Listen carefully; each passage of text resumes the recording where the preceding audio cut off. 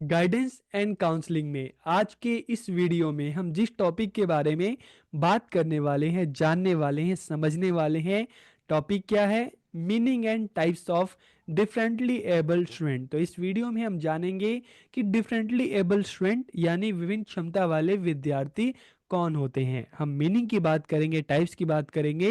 तो वीडियो को आखिर तक देखिए और वीडियो कैसा लगा कमेंट करके जरूर बताइएगा। तो वीडियो को हम शुरू करते हैं और सबसे पहले हम बात करेंगे डिफरेंटली एबल स्टूडेंट के बारे में कि ये होते कौन है, इसका क्या अर्थ है। तो देखिए, जब हम डिफरेंटली एबल स्टूडेंट की बात करते हैं तो डिफरेंटली एबल स्टूडेंट आर दो student who have a disability, कि विभिन्न क्षमता वाले विद्यार्थी वे विद्यार्थी होते हैं जिनमें विभिन्न रूपों में अक्षमता हमें देखने को मिलती है। और ये चीजें it affects their physical, mental और साइकोलॉजिकल प्रोसेस, की ये उनकी, चाहे हम शारीरिक की बात करें, मानसिक की बात करें, मनोवैज्ञानिक प्रक्रियाओं की बात करें, उसको प्रभावित करती हैं। किस तरह से प्रभावित करती हैं? इस तरह के जो बच्चे होते हैं ना ठीक से चल सकते हैं, ना ठीक से बोल सकते हैं, ना ठीक से सुन सकते हैं, ना सही से देख सकते हैं, सोचने समझने में भी इनको काफ़ी परेशानी का सामना करना पड़ता है, एडजस्टमेंट में भी इनको काफ़ी दिक्कतें होती हैं। तो ये जो अक्षमता है, डिसेबिलिटी है, अलग अलग रूपों में हमें देखने को मिलती है। लेकिन इन स्टूडेंट्स में कुछ खास बात भी होती है, इसलिए हम इनको स्पेशल चाइल्ड भी कहते हैं। वो खास बात क्या है? Nowadays we call them student with special abilities और दिव्यांग, की वर्तमान में हमें इन्हें विशिष्ट क्षमता वाले विद्यार्थी या दिव्यांग कहते हैं, क्योंकि इनमें अगर मान लो कुछ अक्षमताएं भी हैं, डिसेबिलिटी भी है, तो कुछ क्वालिटी भी हमें देखने को मिलती है। They also have very special abilities. कौन सी एबिलिटीज होती हैं? आपने देखा होगा कि बहुत सारे बच्चे ऐसे हैं जो देख नहीं सकते लेकिन उनकी मेमोरी बहुत अच्छी होती है, उनका सिक्स सेंस बहुत अच्छा होता है। Their memory, feeling and learning ability are also very effective. कि इनकी याददाश्त की बात करें, इनके सेंसेस की बात करें, इनकी लर्निंग एबिलिटी की बात करते हैं, वो बहुत प्रभावी होती है। तो इसलिए इस तरह के बच्चों के लिए हम स्पेशल चाइल्ड या स्पेशल एबिलिटी स्टूडेंट या दिव्यांग वर्ड का भी हम प्रयोग करते हैं। तो यहाँ तक आपको समझ में आ गया होगा कि डिफरेंटली एबल स्टूडेंट होते कौन है। अब अगर हम इनके टाइप्स की बात करें तो जब हम आरपीडब्ल्यूडी एक्ट 2016 की बात करते हैं, right to person with disability act, तो इसमें जो डिसेबिलिटी के अलग अलग 21 टाइप्स बताए गए, 21 प्रकार बताए गए। ठीक है, तो अब हम टोटल जो 21 टाइप्स हैं हम उसकी बात करते हैं, उसको देखते हैं कि अलग अलग टाइप्स कौन कौन से होते हैं। तो देखिए, एग्जाम के पर्पज से अगर हम बात करें तो टोटल 21 सभी टाइप्स को याद कर पाना थोड़ा सा मुश्किल हो सकता है। ठीक है, तो आप क्या कर सकते हैं, इनमें से कोई भी 10 टाइप्स जो है आपको, आप जब एग्जाम में अगर इस तरह का क्वेश्चन आए, आप 21 टाइप्स लिख देना और उनमें से कोई भी 10 टाइप्स जो है आप उसको एक्सप्लेन कर सकते हैं, उसके बारे में आप बता सकते हैं। डिपेंड करता है कि 5 मार्क्स का क्वेश्चन है या सॉरी 4 मार्क्स का क्वेश्चन है या 10 मार्क्स का क्वेश्चन है। तो अगर 4 मार्क्स के क्वेश्चन के बारे में आप पूछा जाए तो इसमें से जो भी आपको अलग अलग डिसेबिलिटी है आप उसको लिख सकते हैं, याद हो। और अगर 10 मार्क्स का आए तो इनमें से कोई भी 5-10 के बारे में आप लिख सकते हैं। ठीक है, तो आरपीडब्ल्यूडी एक्ट 2016 में टोटल 21 टाइप्स बताए गए। कौन कौन से हैं? ब्लाइंडनेस है, लो विजन है, लेप्रोसी है, हियरिंग इम्पेयरमेंट है, लोकोमोटर डिसेबिलिटी है, ड्वार्फिज्म है, इंटेलेक्चुअल डिसेबिलिटी है, मेंटल इलनेस है, ऑटिज्म स्पेक्ट्रम डिसऑर्डर है, सेरिब्रल पॉल्सी है, मस्कुलर डिस्ट्रोफी है, क्रोनिकल न्यूरोलॉजिकल कंडीशंस हैं, स्पेसिफिक लर्निंग डिसेबिलिटी है, मल्टीपल स्क्लेरोसिस है, स्पीच एंड लैंग्वेज डिसेबिलिटी है, थैलीसीमिया है, हीमोफीलिया है, सिकल सेल डिसीज है, या मल्टीपल डिसेबिलिटीज की बात करेंगे, इसमें विक्टिम ऑफ एसिड अटैक्स को भी शामिल किया गया है, और पार्किंसंस जो डिजीज है उसको भी शामिल किया गया है। तो टोटल 21 टाइप्स बताए गए। अब एक एक करके हम इन सभी टाइप्स के बारे में जानते हैं, समझते हैं। तो देखिए, जब हम ब्लाइंडनेस की बात करते हैं ना, तो इसको आप सिंपल शब्दों में आप समझ सकते हैं। ब्लाइंडनेस, अंधापन, मतलब इसमें इस तरह की डिसेबिलिटी में जो पर्सन है, जो बच्चा है, वो देख नहीं पाता। ठीक है, वो चीज़ों को देख नहीं पाता। और इसमें चाहे वो चश्मा लगा ले, चाहे कॉन्टैक्ट लेंस लगवा ले, या किसी तरह की भी चिकित्सा करवा ले, लेकिन ये चीज़ें जो हैं ये किसी भी तरह की चिकित्सा से, ट्रीटमेंट से ठीक नहीं होती। ठीक है, तो इसको आप सिंपल शब्दों में समझ सकते हैं कि ब्लाइंडनेस, अंधापन, जिसमें व्यक्ति देख नहीं सकता। फिर लो विजन की बात करें, कम दृष्टि, इसमें देख तो सकता है लेकिन साफ दिखाई नहीं देता, धुंधला दिखाई देता है, ब्लर दिखाई देता है। तो इसमें आपका जो डेली का जो रूटीन है, काम काज है, उसको करने में भी काफ़ी डिफिकल्टी होती है। आपने इस तरह के जो इस तरह के जो डिसेबिलिटी से पीड़ित लोगों को देखा होगा कि उनको धुंधला धुंधला दिखाई देता है, बिल्कुल साफ, बिल्कुल स्पष्ट नहीं दिखाई देता। इसको भी अलग अलग तरीके के उपचारों से ठीक नहीं किया जा सकता। ठीक है, तो यहाँ पर आपको ब्लाइंडनेस भी समझ में आ गया, लो विजन भी समझ में आ गया। अब हम थर्ड की बात करें, लेप्रेसी, क्योर्ड पर्सन या कुष्ठ रोगी की बात करते हैं, जिनके शरीर में आपने देखा होगा बहुत सारे लोग के अलग अलग वाइट कलर के अलग अलग तरह के धब्बे होते हैं। और आपने इस इमेज में भी देखोगे जो बॉडी फिंगर है, ठीक है, कुछ मतलब सबका अलग अलग शेप है, कुछ आधी फिंगर ही नहीं है। तो इस तरह की डिसेबिलिटी है। आप जब गूगल पे जाकर आप लेप्रेसी को आप इसकी इमेज भी देखेंगे तो आपको काफ़ी सारे इस तरह की आप इमेज दिख जाएंगी। ठीक है, तो इस तरह के जो लेप्रेसी क्योर्ड पर्सन होते हैं, कुष्ठ रोगी होते हैं, इनको इस तरह की जो प्रॉब्लम समस्याएं होती हैं तो इसको भी डिसेबिलिटी में शामिल किया गया है। फिर हियरिंग इम्पेयरमेंट की बात करते हैं, श्रवण बाधित, तो यहाँ पे भी दो तरह के होते हैं। ये दो कैटेगरी क्या है, एक डेफ की है, एक हार्ड ऑफ हियरिंग की है। डेफ मतलब जो बिल्कुल पूरी तरह से सुन नहीं सकते। ठीक है, और हार्ड ऑफ हियरिंग की अगर हम बात करें तो इस तरह के जो रोग से पीड़ित होते हैं, डिसेबिलिटी से, उनको बहुत कम सुनाई देता है। ठीक है, तो हियरिंग इम्पेयरमेंट में दो तरह आपको समझ में आ गया होगा कि यहाँ पर दो हैं, पार्शियल और टोटल इनेबिलिटी ऑफ हियर। कि पार्शियल मतलब हार्ड ऑफ हियरिंग, जिनको बहुत कम सुनाई देता है, और अगर हम टोटल इनेबिलिटी और टू हियर की बात करें, डेफ, जिनको बिल्कुल नहीं सुनाई देता। फिर लोकोमोटर डिसेबिलिटी की अगर हम बात करें तो it is a disability related to bones, joints and muscles, की हड्डी, जोड़ों और मांसपेशियों से जुड़ी विकलांगता है। Due to this a person faces problem in various activities. की इस रोग से जो पीड़ित होते हैं, मतलब ये हड्डी में प्रॉब्लम है, आपके जो जॉइंट्स हैं वहाँ पे प्रॉब्लम है, और मांसपेशियों में दिक्कत होती है, तो ना तो इस रोग से पीड़ित, जैसे इमेज में देख रहे होगे, इस रोग से पीड़ित जो भी पर्सन होता है, ना ठीक से खड़ा हो सकता है, ना ठीक से बैठ सकता है, उसको चलने में भी प्रॉब्लम होती है, बैठने में भी प्रॉब्लम होती है। तो क्योंकि उसकी जो हड्डियां हैं वो ठीक से काम नहीं कर रही, उसके जो जॉइंट्स हैं वो ठीक से काम नहीं कर रहे, तो इस तरह की जो डिसेबिलिटी को हम क्या कहते हैं, लोकोमोटर डिसेबिलिटी कहते हैं। तो इसको भी डिसेबिलिटी के कैटेगरी में शामिल किया गया है। ठीक है, देखिए 2000 का जो आरपीडब्ल्यूडी एक्ट था उससे पहले 1995 का आया था, जिसमें डिसेबिलिटी के 7 टाइप्स बताए थे, लेकिन 2016 में उसको 7 से बढ़ाकर 21 कर दिया गया।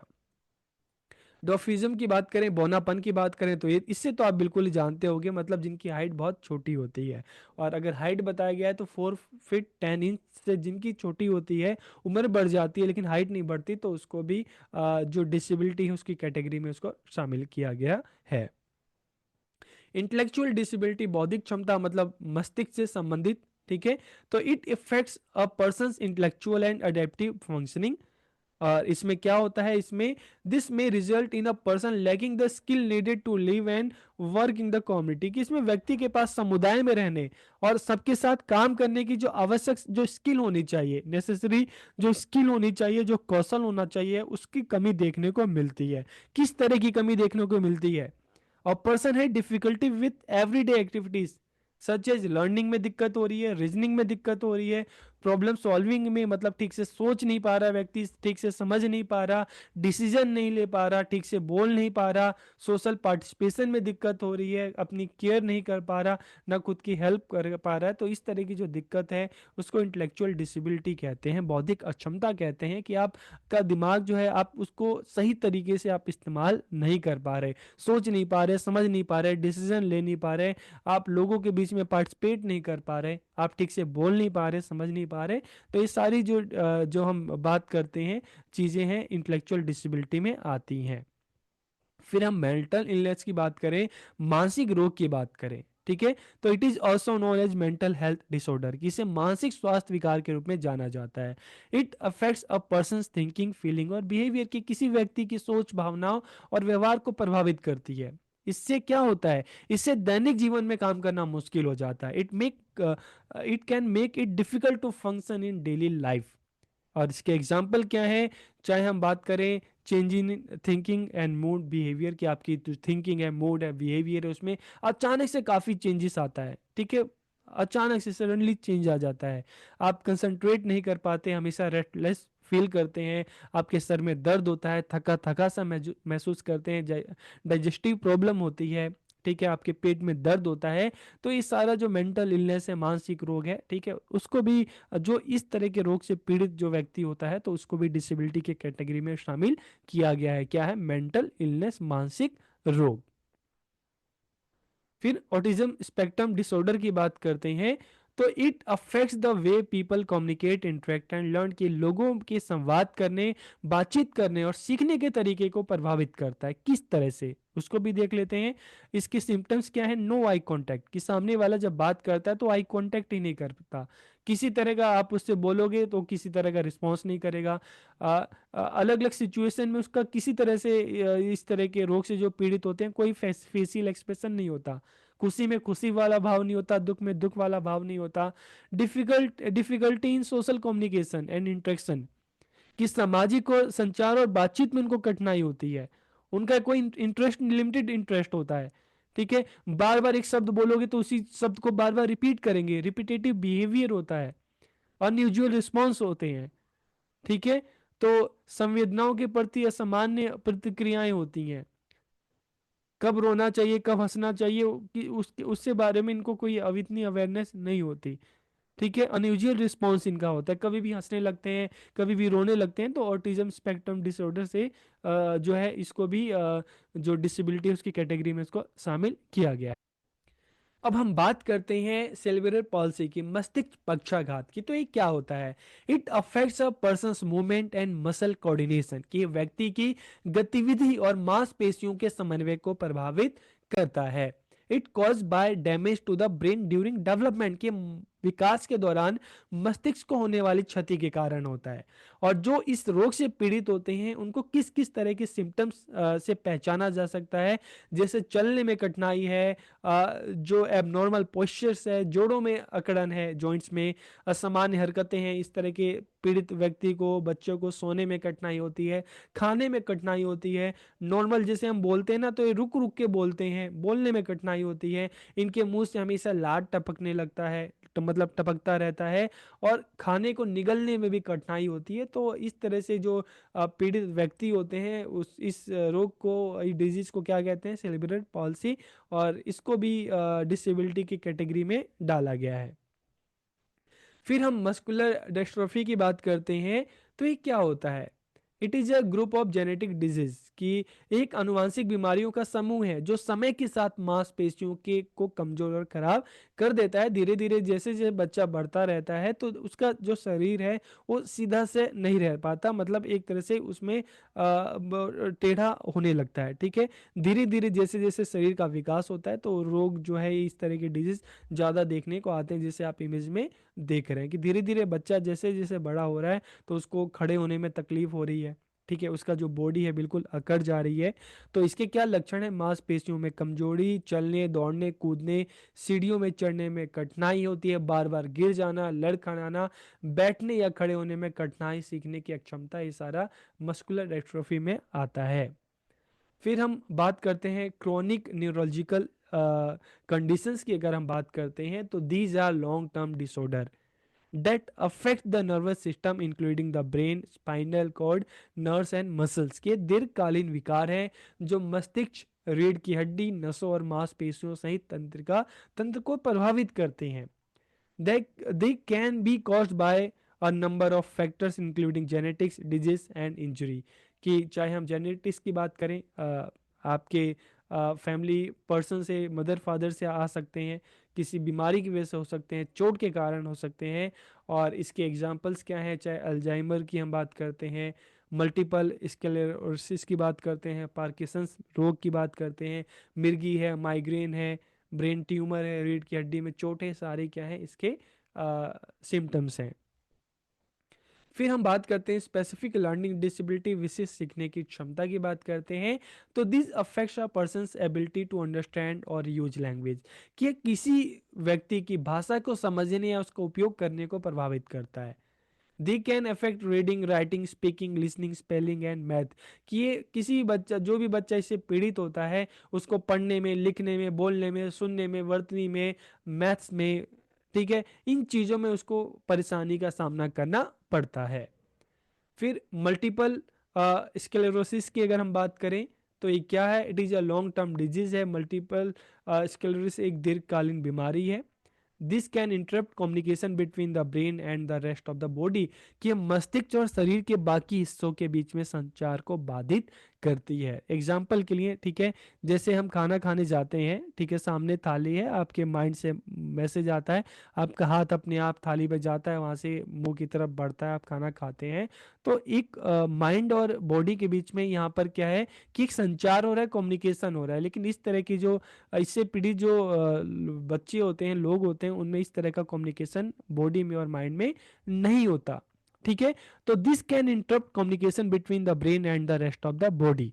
एग्जाम्पल इसका क्या है, धुंधला या दोहरा दिखाई देना, धुंधला दिखाई देगा आपको, या सामने वाली चीजें आपको डबल दिखाई देगी, थकान होती है, मेमोरी लॉस यहाँ पर देखने को मिलता है, मूड में चेंजेस आने लगते हैं, चलने में परेशानी होती है, बॉडी शून्य हो जाती है, हमेशा वाइब्रेशन होता है। ठीक है, और चाहे आप यहाँ पर हम बात कर लें, सोच की बात कर लें, ठीक है, दस्त की बात करें, इस तरह की जो समस्याएं देखने को मिलती है। फिर स्पीच एंड लैंग्वेज डिसेबिलिटी, कि स्पीच और language disability is a communication disorder, कि एक संचार विकार है। It affects a person's ability to speak और अंडरस्टैंड लैंग्वेज, कि किसी व्यक्ति की बोलने या भाषा को समझने की क्षमता को प्रभावित करता है। आपको बोलने में दिक्कत होती है, दूसरों की भाषा को, दूसरे की बातों को समझने में भी आपको दिक्कत होती है। फिर थैलीसीमिया की बात करें तो एक ब्लड डिसऑर्डर है, एक रक्त विकार है। It causes the body to produce less haemoglobin than normal, कि इसके कारण जो शरीर में हीमोग्लोबिन का जो संचार है, उत्पादन है, वो कम हो जाता है, जिससे व्यक्ति को एनीमिया भी हो सकती है। और this can cause symptoms such as weakness, tiredness and shortness of breath, कि इससे क्या होगा, आपके शरीर में कमजोरी होगी, थकान होगी, सांस लेने में तकलीफ, इस तरह के लक्षण होते हैं। तो इसको भी एक कैटेगरी में, डिसेबिलिटी में शामिल किया गया है, थैलेसीमिया। इसके बाद हीमोफीलिया की अगर हम बात करें तो ये भी एक ब्लड डिसऑर्डर है। Haemophilia is a blood disorder that prevents blood from clotting properly, कि हीमोफीलिया एक रक्त विकार है जो रक्त को ठीक से जमने से रोकता है। एग्जाम्पल के लिए मान लो, जैसे क्या होता है कि आपके हाथ में या पैर में कहीं चोट लगी और ब्लीडिंग होने लगी, तो कुछ टाइम बाद आप देखते हैं कि वो अपने आप जो ब्लड है वो जम जाता है, ब्लीडिंग रुक जाती है। ठीक है, लेकिन इस रोग से जो हीमोफीलिया से जो पीड़ित होता है, तो उसका जो ब्लड है वो जमता नहीं है, क्लॉट नहीं होता, वो लगातार बहते रहता है। तो पीपल विथ हीमोफीलिया ब्लीड मोर, इसकी जो ब्लीडिंग होती है मोर easily and for longer period of time, कि इससे जो पीड़ित व्यक्ति होता है उसकी जो ब्लीडिंग होती है अधिक आसानी से और लंबे समय तक होती है। और इसके सिम्टम्स क्या हैं, bleeding for no apparent reason, कि बिना किसी स्पष्ट कारण के रक्तस्राव होता है, आसानी से चोट लगना, या नाक से, मूत्र से या मल से रक्तस्राव होना, खून निकलना, ये इसके क्या है, सिम्टम्स हैं। फिर हम सिकल सेल डिजीज की बात करते हैं। तो this is a genetic blood disorder, की आनुवांशिक रक्त विकार है, और इसके कारण लाल रक्त कोशिकाएं, ठीक है, कठोर और दराती के आकार की हो जाती हैं। जैसे हम रेड ब्लड सेल्स की बात करते हैं तो राउंड जो देखने में होती है, लेकिन जो इस रोग से पीड़ित होता है सिकल सेल डिजीज से, तो उसकी क्या है कि बिल्कुल जो एक दराती होता है उस आकार का हो जाता है। This makes it difficult for blood to flow through the body, इससे क्या होता है, शरीर में जो एक ब्लड का सर्कुलेशन होता है उसमें मुश्किल हो जाती है। And this can cause pain, organ damage and other serious health problem, कि इससे दर्द, अंग क्षति या अन्य गंभीर स्वास्थ्य समस्याएं हो सकती हैं जब आपके बॉडी में ठीक से ब्लड का सर्कुलेशन नहीं होगा। मल्टीपल डिसेबिलिटी, एकाधिक विकलांगता की अगर हम बात करें, it is a combination of two और more different types of disability in a person, की किसी व्यक्ति में, जैसे अलग अलग हम डिसेबिलिटी की बात की, और किसी पर्सन में दो से ज़्यादा डिसेबिलिटी अगर होती है तो उसको हम मल्टीपल डिसेबिलिटी कहते हैं। एग्जाम्पल के लिए इंटेलेक्चुअल डिसेबिलिटी और ब्लाइंडनेस दोनों हो सकता है, locomotor impairment and speech impairment, ये दोनों चीज़ें हो सकती हैं। फिर विक्टिम ऑफ एसिड अटैक, जैसे आपने काफ़ी बार न्यूज़ में सुनते आ रहे हो कि जो एसिड है किसी के चेहरे पर फेंक दिया, किसी के शरीर पर फेंक दिया, तो जो इस तरह की घटना से जो पीड़ित होते हैं उनको भी हम डिसेबिलिटी की कैटेगरी में डाला गया है। 2016 का जो RPWD एक्ट है, ठीक है। फिर पार्किंसंस रोग की बात करते हैं, डिजीज की बात करते हैं, शॉर्ट में पीडी कहेंगे। PD is progressive brain disorder जो समय के साथ बढ़ता रहता है। It causes movement problems, stiffness and tremors की, इसमें चलने फिरने में समस्या, कठोरता और कंपन होती है। मतलब शरीर बॉडी जो है उसमें जैसे आपने कई लोगों को देखा होगा कि गिलास पकड़ रहे हैं तो उनका हाथ हमेशा कांपता रहता है। तो इस तरह के जो एग्जाम्पल हैं, शेकिंग, ट्रेम्बलिंग और stiffness in the hands, arms, legs and face की, हाथ बाहाँ पैर और चेहरे में कंपन, ठीक है, या कठोरता, जकड़न, इस तरह की जो है इसके सिम्टम्स हैं। तो इसको क्या कहते हैं? पार्किंसंस रोग कहते हैं।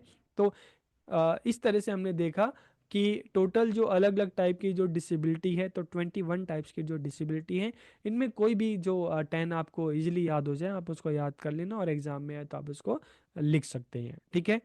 तो वीडियो आपको कैसा लगा कमेंट करके ज़रूर बताइए। आप सबका बहुत बहुत धन्यवाद।